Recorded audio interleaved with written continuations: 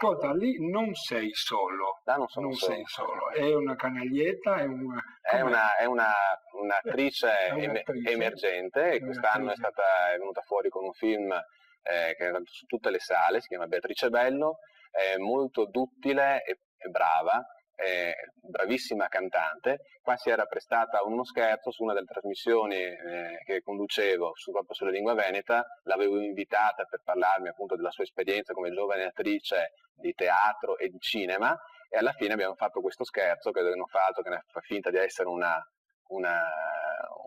poster cinematografico, che dopo ha il suo seguito con un videoclip che abbiamo girato assieme, che fa il riferimento e il verso a Bruce Lee, perché era dalla Cina con furore, l'abbiamo tramutato dalla cita.